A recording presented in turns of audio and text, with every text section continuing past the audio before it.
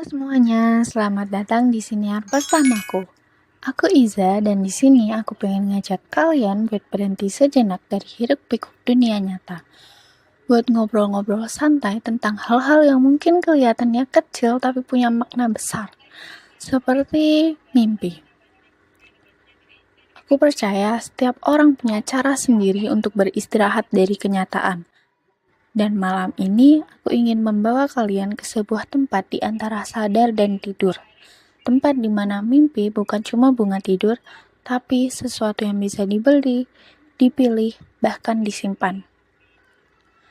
Novel yang mau aku bahas kali ini berjudul Delergut, Toko Penjual Mimpi karya Limi.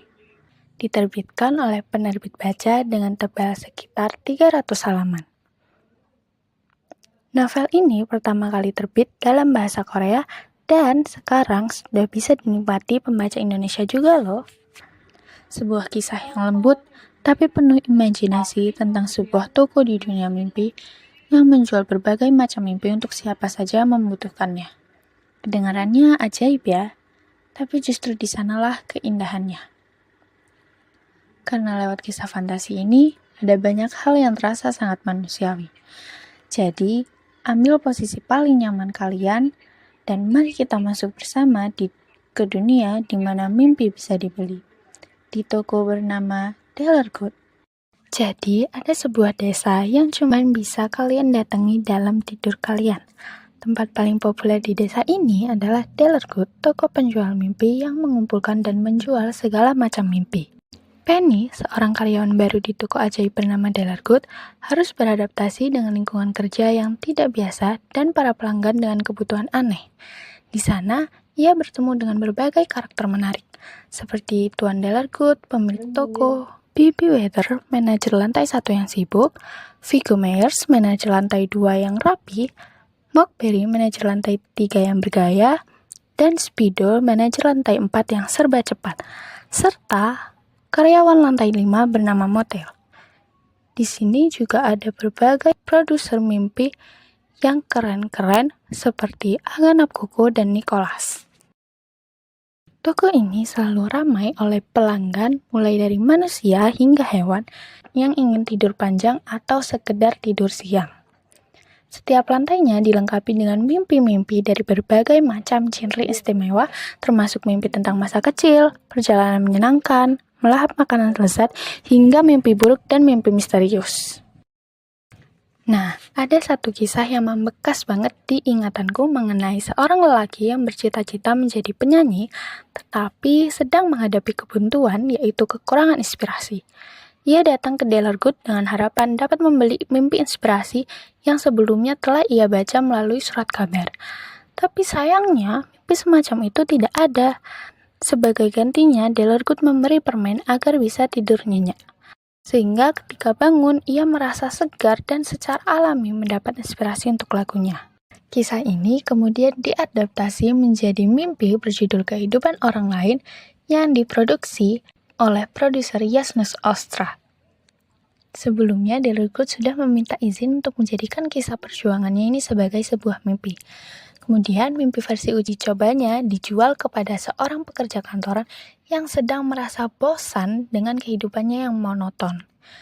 Dan setelah mengalami mimpi tersebut, pekerja tersebut menjadi tersadar bahwa kebahagiaan penyanyi yang ia lihat di TV itu berasal dari perjuangan yang panjang sekali selama 8 tahun. Selain kisah penyanyi, Penny juga terlibat dalam berbagai kejadian unik di toko, seperti pencurian pembayaran mimpi pada hari pertamanya bekerja. Dan meskipun masih baru, Penny juga bisa mengikuti konferensi para produser mimpi. Melalui pengalamannya di Delergut, Penny tidak hanya belajar tentang dunia mimpi yang kompleks, tetapi juga tentang harapan, impian, dan perjuangan yang ada di balik setiap mimpi. Ia menyadari bahwa setiap mimpi memiliki nilai yang tak ternilai dan bahwa di dalam setiap mimpi terdapat potensi untuk mengubah hidup seseorang. Menurutku, novel ini punya konsep yang unik banget dan juga imajinatif tentang toko yang menjual mimpi. Sebelumnya nggak pernah kepikiran bahwa mimpi itu juga dijual gitu kan ya. Nah, Penulis berhasil membangun suasana yang hangat dan menenangkan menggunakan bahasa yang mudah dipahami.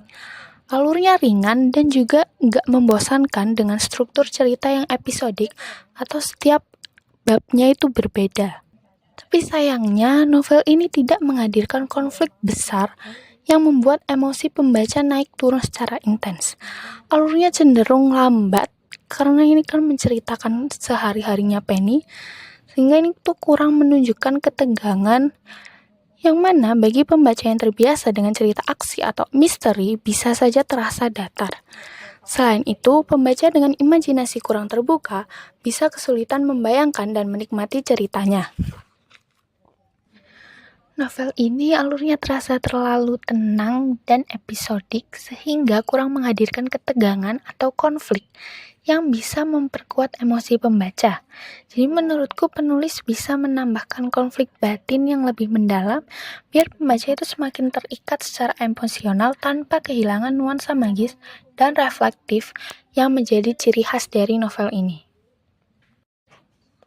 Nah, tapi secara keseluruhan, novel ini merupakan karya yang patut diapresiasi karena berhasil menggabungkan fantasi dan juga filosofi dengan cara yang lembut serta menyentuh hati. Novel ini memberi ruang bagi pembaca untuk merenung tentang mimpi, harapan, dan juga keseimbangan hidup di tengah realitas yang terkadang sering melelahkan. Bagi remaja maupun orang dewasa yang menyukai kisah fantasi dengan makna mendalam, karya ini sangat direkomendasikan. Tapi, bagi pembaca yang lebih menyukai cerita realistis atau konflik yang kuat, novel ini mungkin terasa terlalu tenang dan penuh imajinasi. Meskipun demikian, keindahan narasi dan pesan yang disampaikan membuat Dalergut Toko Penjual Mimpi tetap layak dibaca bagi siapapun, baik tua, muda, cowok, cewek, semuanya boleh banget. Nah, jadi kalian wajib banget baca ini ya teman-teman. Mungkin setelah baca buku ini kalian bakal mulai berpikir bahwa mimpi-mimpi yang kita mimpikan itu ternyata juga dijual dan diproduksi oleh seseorang di dunia lain. Jadi mimpi apa yang akan kalian beli hari ini? Dan begitu saja kita sampai di akhir perjalanan malam ini. Novel Dalergut Toko Penjual Mimpi bukan sekedar tentang dunia ajaib tempat mimpi dijual, tapi juga tentang kita, manusia yang sering lupa bahwa mimpi sendiri pun berharga. Mungkin kita nggak bisa datang langsung ke toko Dalergut, tapi buku ini seolah mengingatkan kadang mimpi yang kita cari sudah ada di dalam diri sendiri. Kita cuma perlu berani menutup mata dan percaya. Nah, terima kasih sudah menemani aku di sinar pertama ini. Sampai jumpa, dan semoga malam ini kamu mimpi indah dan bukan mimpi buruk ya. Sampai jumpa, bye-bye.